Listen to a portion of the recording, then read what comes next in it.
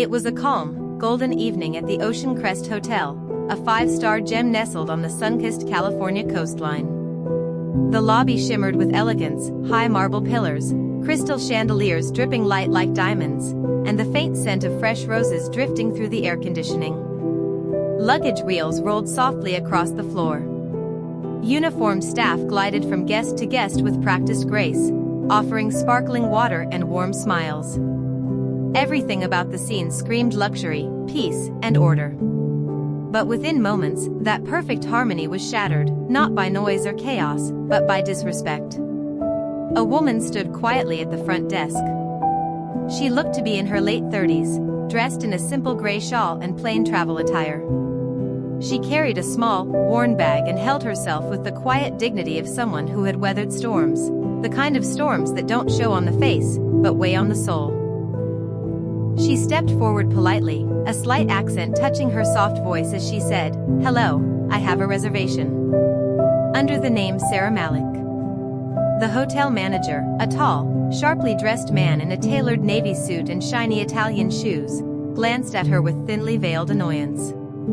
He typed something on his computer, glanced at her again, and then gave a scoff so small, it was almost a smirk. "I'm sorry," he said, voice clipped. "There must be a mistake. This hotel is," he paused, his eyes scanning her from head to toe with clear disdain, "not for people like you. Maybe there's a motel a few blocks down the road?" His words hit like a slap. For a moment, there was silence, a heavy, uncomfortable silence that settled like fog. A few nearby guests stopped what they were doing. A bellhop froze mid-step. A woman on a velvet couch gasped audibly. Eyes turned toward the scene, some confused, others appalled. Sarah looked stunned. She wasn't loud. She didn't raise her voice. She simply stared back at the man, holding onto her reservation papers like a shield. The disbelief in her eyes spoke louder than any words could. And then, a small movement from the corner. A man wearing sunglasses and a low baseball cap, who had been standing silently near the concierge desk, stepped forward. He gently took off his cap and glasses, revealing the face the world knew instantly, Tom Cruise. Murmurs swept across the lobby like a wave. Was it really him? He walked directly to the front desk, stopping beside the woman, and fixed his gaze on the manager. His expression was calm, but his voice was firm, almost electric. "How dare you speak to her like that?" Tom said, every syllable sharp and clear. The manager's mouth opened, then closed. He was visibly shaken. "This woman deserves respect," Tom continued. "And you should apologize to her." The atmosphere shifted instantly. Everyone could feel it, something important had just happened. And the world was about to know. The room fell into complete silence. It was as if the entire hotel lobby had been placed on pause. Every pair of eyes turned to the man who had just stepped forward. And in that moment, the modest disguise, the baseball cap, the sunglasses, meant nothing. Everyone recognized him instantly. Tom Cruise. But it wasn't just his global stardom that caught their attention. It was something more powerful.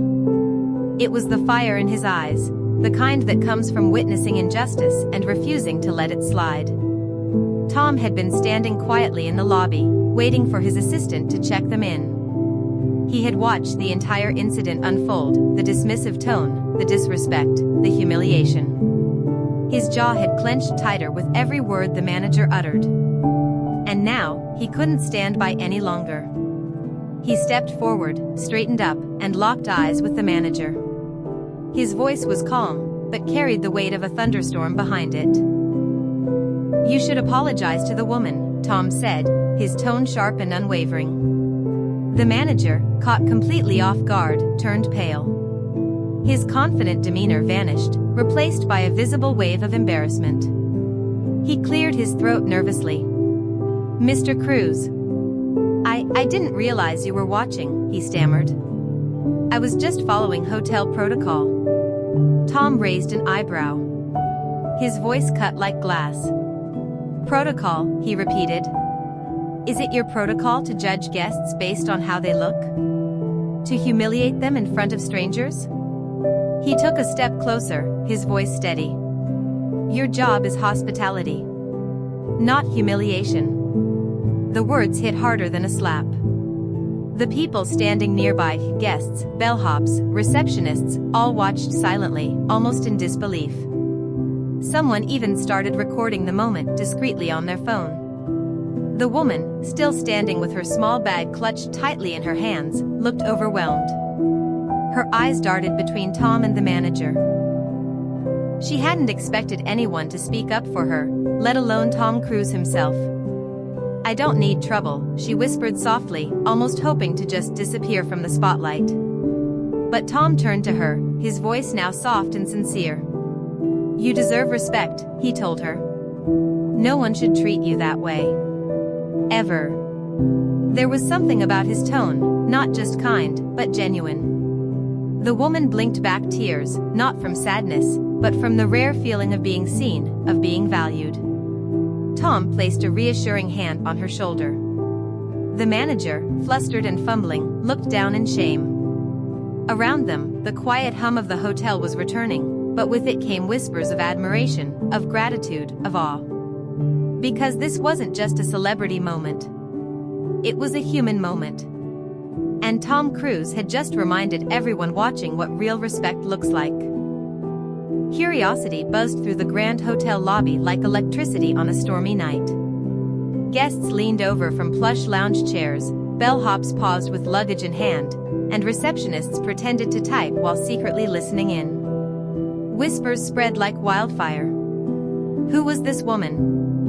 Why was she treated like she didn't belong? Everyone had witnessed the scene. A woman wrongly judged, and now, a global superstar standing up for her. The energy in the room had shifted completely. Just then, a young bellboy came rushing toward the front desk. His hands shook slightly as he clutched a slim black folder, his face pale with urgency. Sir, he said, almost out of breath. Her booking confirmation is right here. The manager took the folder, fumbled it open, and his expression changed instantly. His confident posture shrank. His lips parted, but no words came out for a moment. Then, quietly, like someone who had just realized the depth of their mistake, he said, She's a guest in the presidential suite. Fully paid. Booked through the Peace Foundation. The crowd murmured in disbelief. The same woman he had tried to send down the road had been booked into the most luxurious room in the entire hotel. The manager's face turned the color of chalk. He looked like he had swallowed a mouthful of his own pride and was now choking on it. I didn't know, he stammered, barely above a whisper. That's when Tom Cruise turned to face the entire lobby, raising his voice just enough for everyone to hear, calm, yet commanding.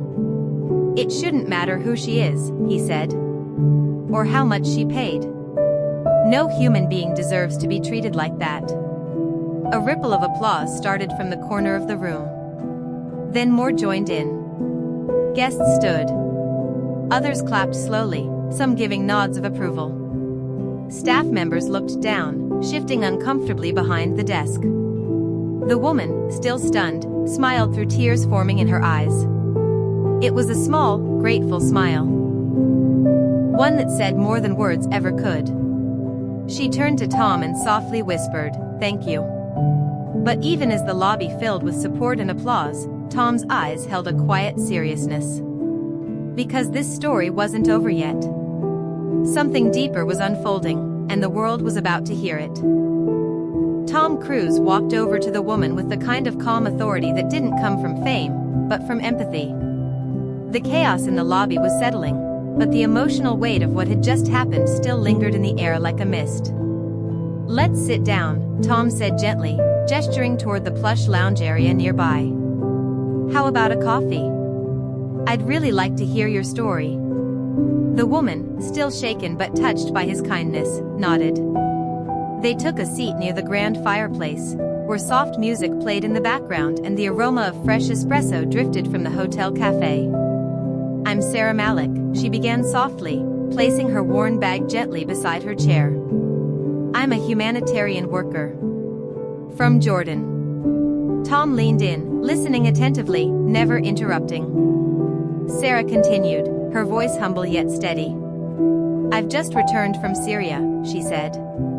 "I spent the last 9 months volunteering in refugee camps.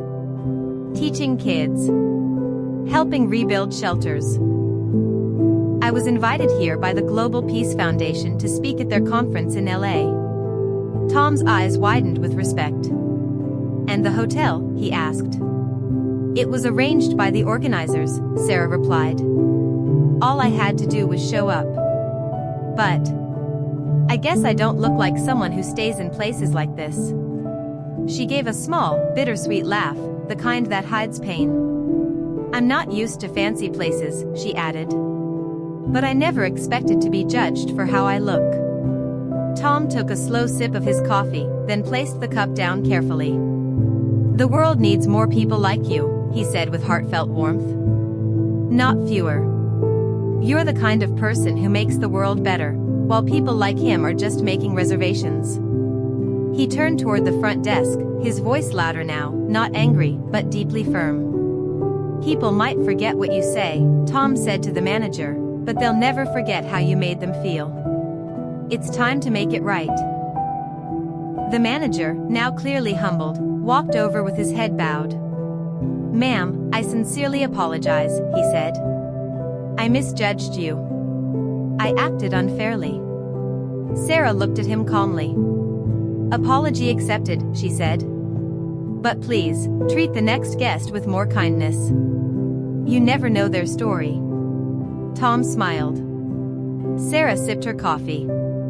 And the lesson in that hotel would never be forgotten.